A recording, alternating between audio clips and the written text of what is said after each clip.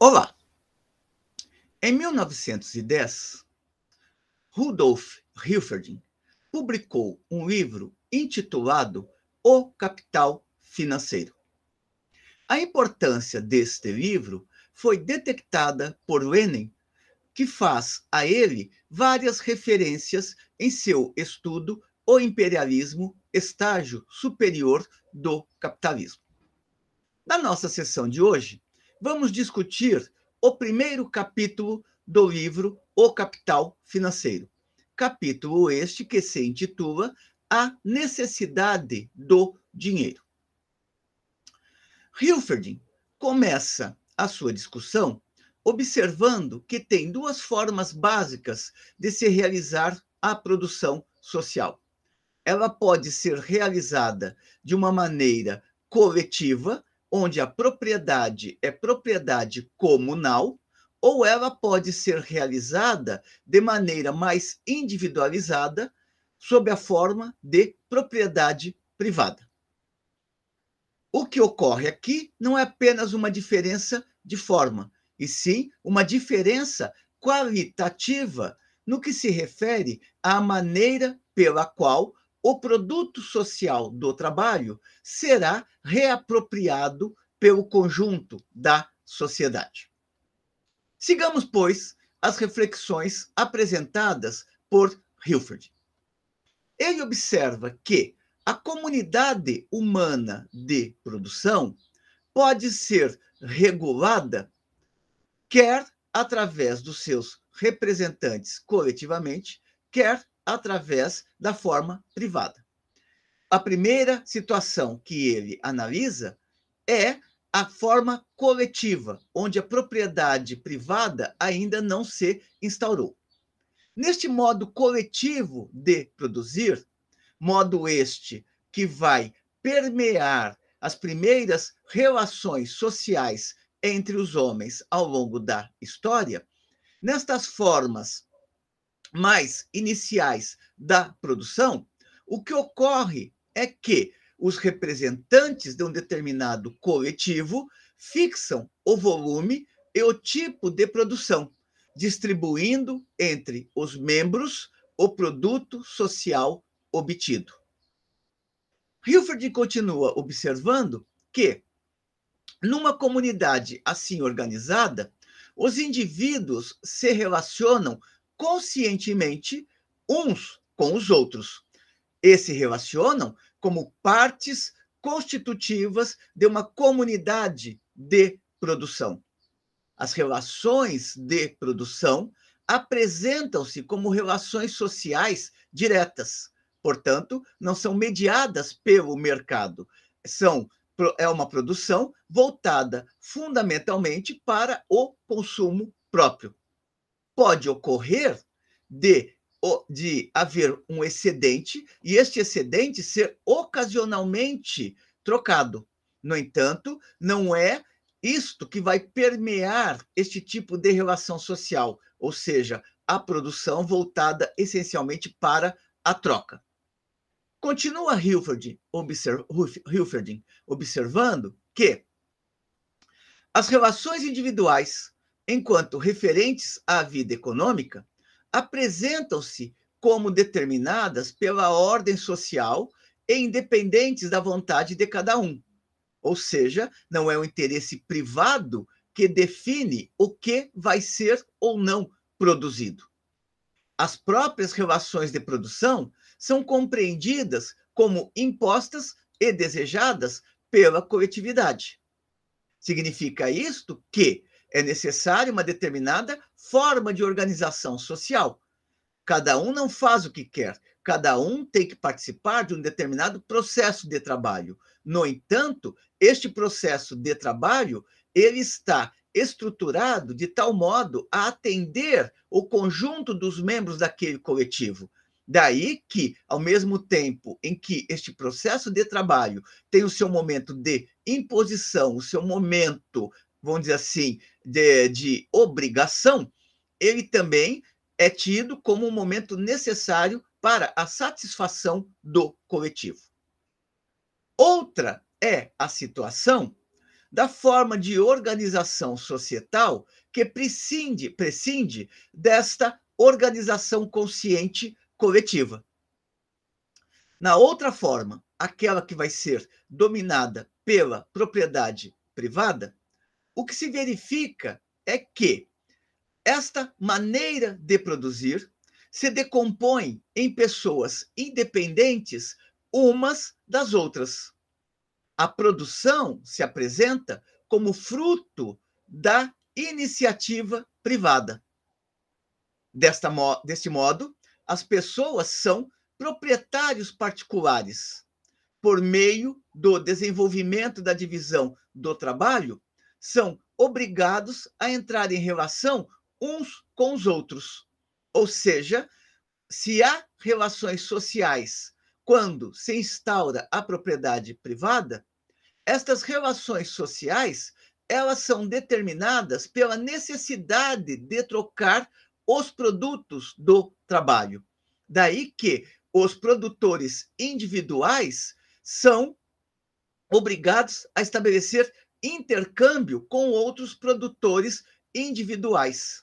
Já não é mais a produção voltada para o coletivo, é a produção voltada para satisfazer os interesses individuais. E, neste sentido, o outro é apenas uma mediação para satisfazer a necessidade do indivíduo que precisa dar vazão à sua mercadoria. É a partir desse ato, portanto, das produções individuais, é a partir deste ato que se estabelece a coesão da sociedade. No entanto, esta sociedade, ela passou a ser uma sociedade atomizada, sendo que esta atomização ela é dada pela existência da propriedade privada e pelo determinado grau atingido pela divisão social do trabalho. Para esta segunda forma de relação social, observa Hilferding, a troca constitui atos mediante os quais a sociedade se concretiza como comunidade de produção. Portanto, se podemos falar em sociedade, o que dá coesão a esta sociedade não é o interesse coletivo, e sim a necessidade dos produtores realizarem a sua produção, ou seja, venderem a sua produção individual. As trocas, elas se dão mediadas a partir deste momento pelas mercadorias. Dirá ainda neste sentido, Hilferding, a propriedade privada e a divisão do trabalho dissociaram os indivíduos, embora os tornassem igualmente independentes. Ou seja, todos podem produzir, ou aqueles que detêm a propriedade privada podem produzir. Neste sentido, eles são iguais, mas cada vez mais o que assistiremos sob o comando da propriedade privada é apenas a igualização jurídica entre os indivíduos.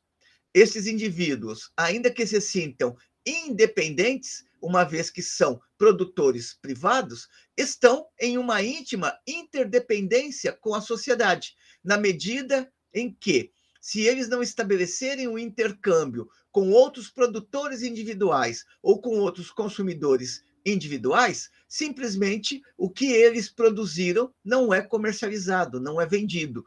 Daí que aquela produção se torna totalmente inútil. Numa sociedade deste tipo, diz Hilferding, a troca adquire a função de assegurar a vida social. Ou seja, os indivíduos não se relacionam porque querem, se relacionam porque são obrigados a travar relações sociais entre si. Esta é uma discussão que podemos encontrar também fartamente no primeiro capítulo do livro O Capital, de Marx. Hilferding continua observando que, numa sociedade mercantil, as leis econômicas operam nos moldes de uma lei natural, com a força de uma necessidade natural social.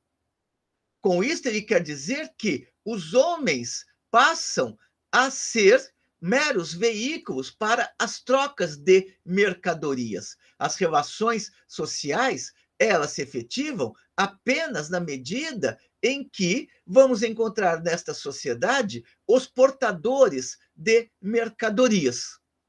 Lembrando que a generalização da sociedade mercantil vai ser a base para que Marx discuta, no capítulo 1 do Capital, a questão do fetichismo da mercadoria.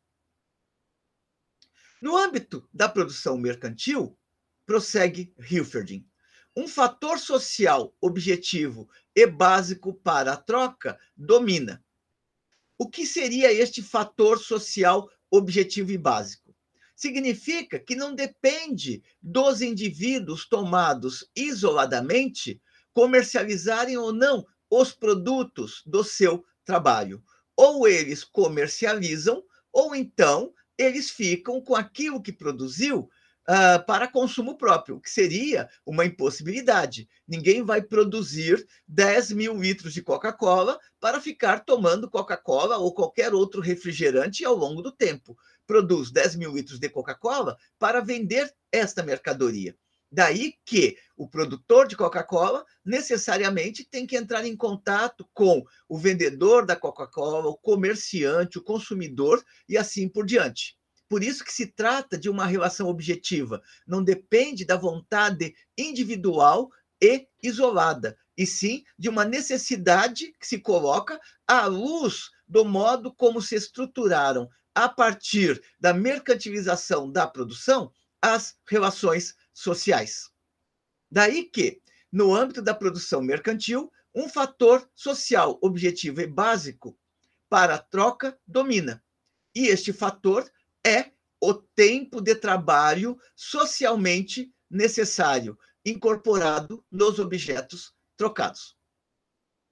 Sabemos, pelas reflexões que Marx desenvolveu no Capital, que o tempo de trabalho social necessário é o tempo de trabalho social geral para se produzir uma mercadoria em determinadas condições dadas. Dentro da economia mercantil, todas as mercadorias são trocadas com base em um equivalente, que é o tempo de trabalho social médio que demorou para ser produzidas. Se um casaco é produzido em 1 hora e uma outra mercadoria é produzida em meia hora, significa que um casaco pode ser trocado por 2 unidades da outra mercadoria, uma vez que as 2 unidades da outra mercadoria totalizam 1 hora. Portanto, nesta sociedade mercantil, o que está em pauta não são os trabalhos concretos, os trabalhos específicos, o trabalho do fiandeiro, o trabalho do tingidor, o trabalho do costureiro e assim por diante. O que está em pauta para a economia mercantil é o trabalho social médio, aquilo que Marx chamará também por trabalho abstrato, ou trabalho social geral, ou mesmo geleia geral de trabalho. É reduzindo a produção à geleia geral de trabalho que se torna possível no mercado encontrar o equivalente das mercadorias. Dentro deste ato de troca, continua Hilferding, o bem converteu-se em mercadorias, em coisa que não é mais destinada à necessidade individual. É lógico que aquilo que foi produzido precisa ter uma utilidade para alguém. Daí que a mercadoria é unidade do valor de uso e valor de troca. Portanto, a mercadoria é valor, tempo social de trabalho médio. Mas, para ser vendida, ela precisa ter utilidade para alguém. O que Hilferding quer acentuar aqui é que a mercadoria, embora tenha que ser vendida, ela não está mirando uma necessidade individual. A mercadoria, ela está buscando apenas um consumidor. pouco importa se esse consumidor vai pegar esta mercadoria e, assim que comprá-la, jogá-la no chão e quebrar. Para quem está vendendo a mercadoria, isso não tem a mínima importância. O que tem importância é encontrar um consumidor individual para aquela mercadoria. Neste sentido, dentro desta sociedade, seus produtores encontram-se em determinada relação social, na qual têm que se defrontar uns com os outros como produtores independentes. É somente sob essa forma que o objeto adquire um aspecto social. O trabalho individual, como parte da força total de trabalho de que dispõe a sociedade, é trabalho criador de valor. Hilferding indica aqui que uma mercadoria ela é expressão de valor. Significa que a mercadoria ela é expressão de tempo de trabalho social médio que vai ser trocada por um outro tempo de trabalho social médio equivalente. Pode ser que os tempos de trabalho sociais médios, no ato da troca, resultem em quantidades distintas de mercadorias. Por exemplo, um casaco ser trocado por 2 pares de sapato. Tudo vai depender de se nos pares de sapato estiverem contidos trabalhos sociais médios que equivalem a 1 hora que demorou para produzir apenas um casaco. Continua Hilferding observando que a necessidade individual só é satisfeita na sociedade mercantil na medida em que a troca permite aos indivíduos participar da produção social. A troca manifesta-se somente como relação quantitativa entre 2 objetos. Relação quantitativa, porque, como nos referimos a alguns momentos, um casaco pode valer 2 pares de sapato. Ou então, um par de sapato pode valer 2 casacos. Tudo vai depender do tempo de trabalho social médio materializado em uma e em outra mercadoria. A quantidade que é objeto de troca, neste sentido, dentro da sociedade mercantil, a quantidade que é objeto de troca é determinada quantitativamente pelo tempo de trabalho que a sociedade teve que empregar para a sua fabricação. A sociedade é aqui concebida como uma unidade que empregou sua força de trabalho coletiva para realizar a produção total, enquanto o indivíduo e seu trabalho é considerado apenas como órgão da sociedade. É sempre bom lembrar que, quando se fala de tempo de trabalho social médio, estamos nos referindo às condições reais que existem para produzir uma determinada mercadoria. O que determina o valor de uma mercadoria, valor este que será expresso em preço da mercadoria, o que determina o valor de uma mercadoria não é o fato de que um casaco foi produzido em 1 hora e o outro foi produzido em 2 horas. O que vai determinar o valor da mercadoria é o fato de que é possível produzir esta mercadoria em 1 hora.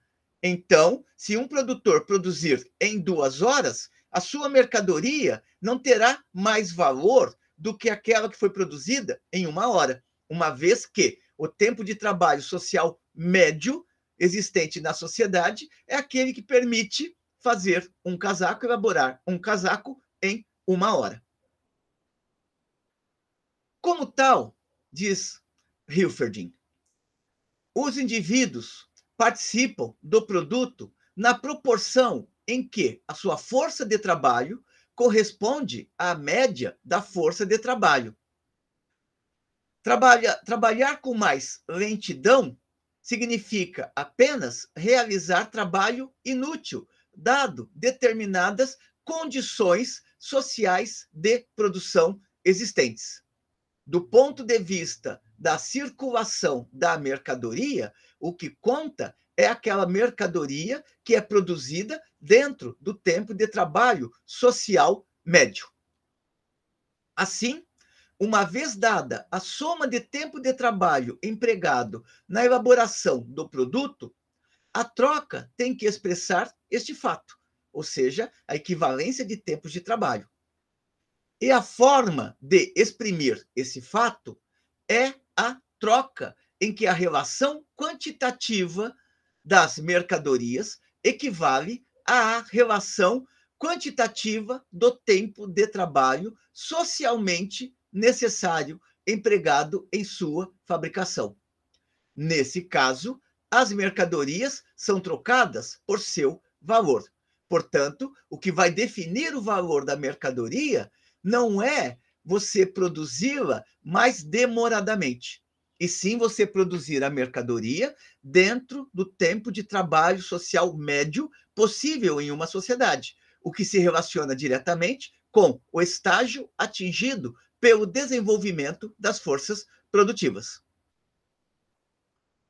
Hilferding continua observando que as mercadorias são materializações do tempo de trabalho socialmente necessário.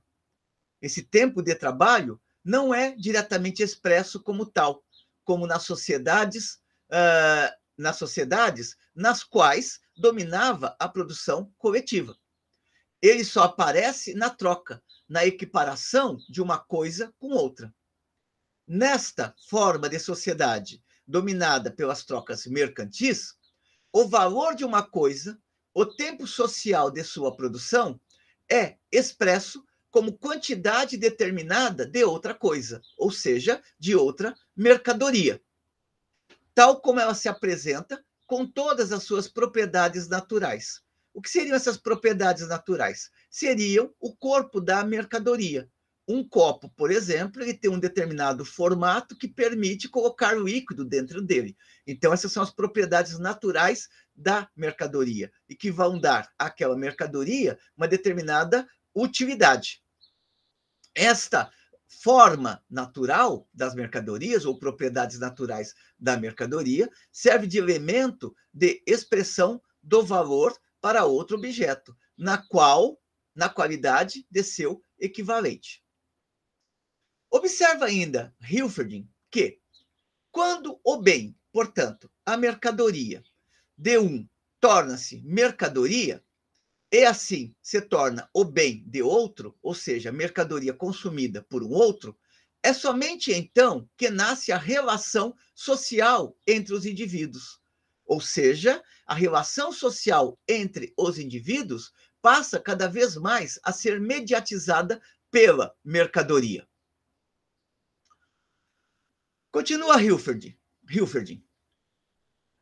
Sua capacidade social, a capacidade social dos indivíduos, sua capacidade social confirma-se somente por meio do objeto, que, na troca, ele recebe pelo seu.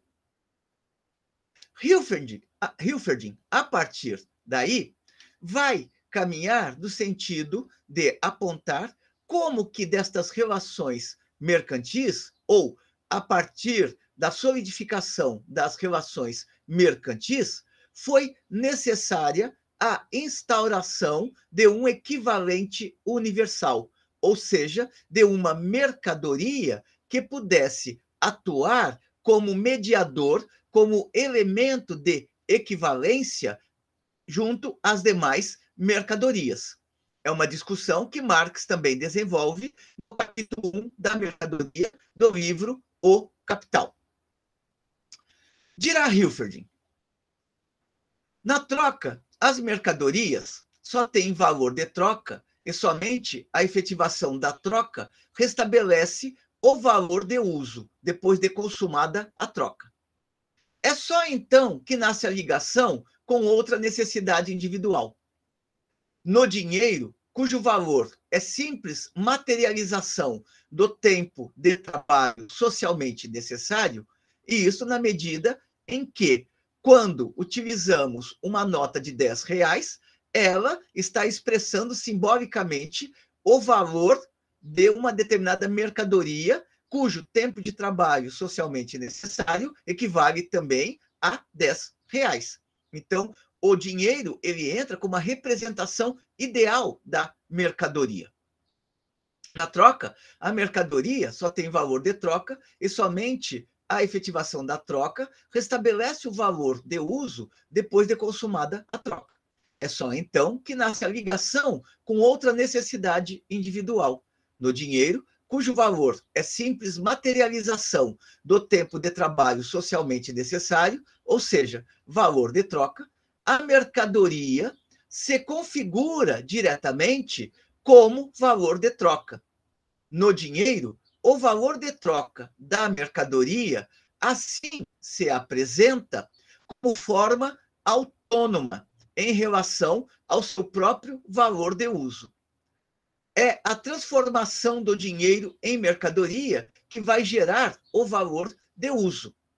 Significa que, com o dinheiro, você necessariamente não precisa comprar uma determinada mercadoria, mas você pode adiar esta compra. No entanto, na forma ideal do dinheiro, está sempre pressuposto que aquela nota de R$ 10 permite comprar uma mercadoria cujo tempo de trabalho social médio equivale também a R$ 10.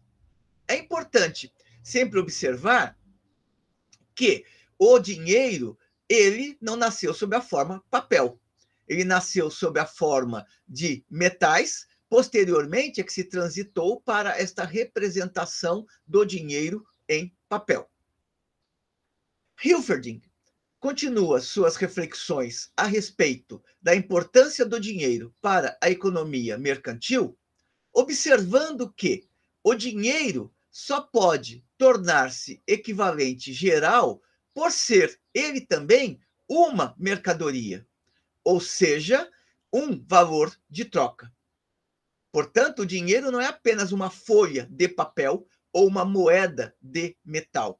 O dinheiro, ele é também uma mercadoria, na medida em que ele tem um valor de uso e um valor de troca. Mas, como valor de troca, qualquer mercadoria é parâmetro dos valores de todas as outras.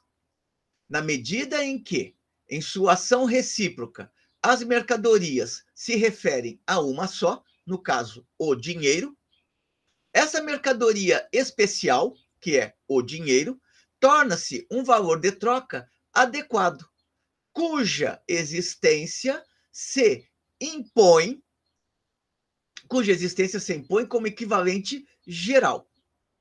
O fato de todas as mercadorias serem valores de troca, isto é, de a sociedade atomizada pela divisão do trabalho e pela propriedade privada ter sido instaurada, e de os produtores estarem relacionados entre si apenas por intermédio de seus produtos materiais, assume agora outra forma.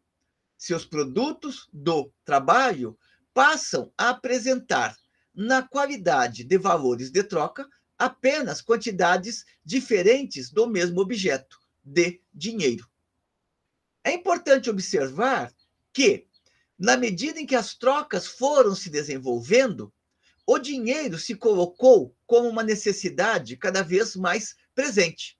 Mas não apenas se colocou presente a necessidade de uma mediação universal, mas também uma mediação universal que fosse efetiva.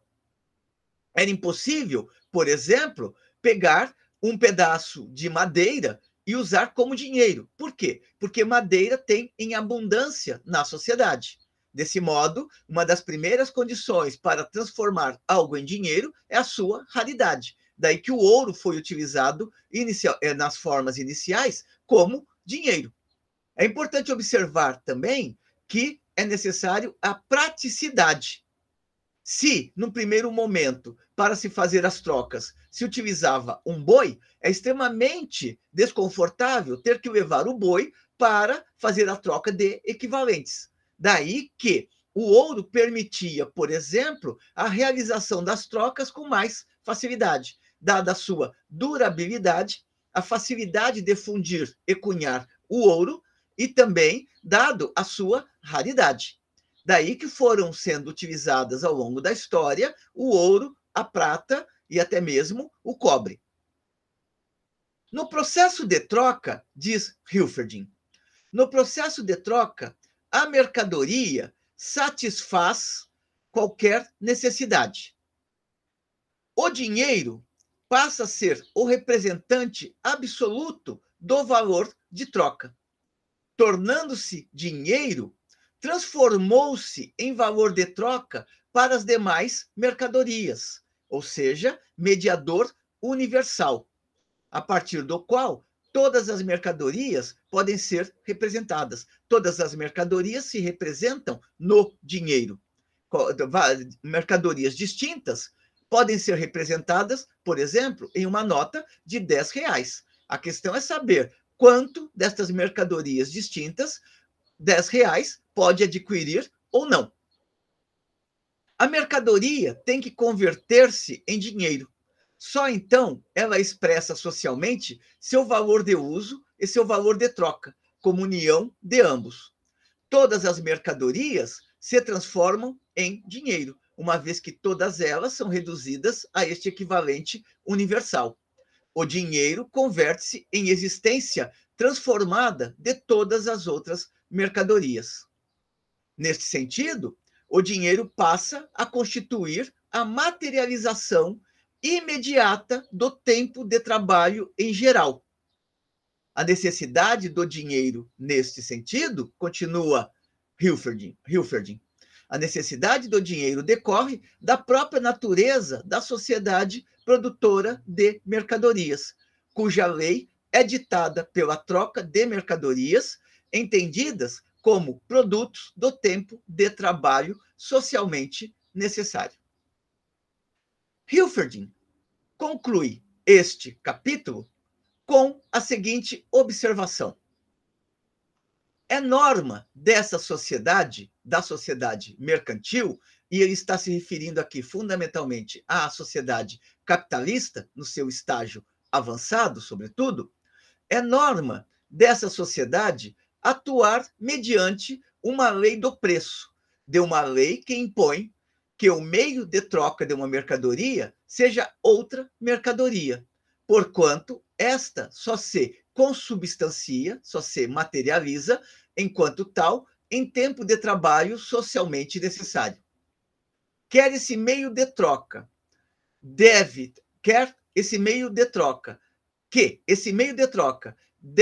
ter valor, resulta diretamente do caráter de uma sociedade em que os bens se tornaram mercadorias e têm que ser trocadas como tais. O mesmo processo que faz de um bem uma mercadoria transforma esta mercadoria em dinheiro. São estas as reflexões básicas que Hilferding apresenta neste primeiro capítulo do seu livro O Capital Financeiro. Capítulo este que, como dissemos no início, se chama A Necessidade do Dinheiro. Espero que tenham gostado da discussão. Encaminhem, como sempre, suas considerações positivas ou negativas e continuemos aqui no nosso trabalho de resgatar textos clássicos e, sobretudo, em defesa da sociologia. Até uma próxima.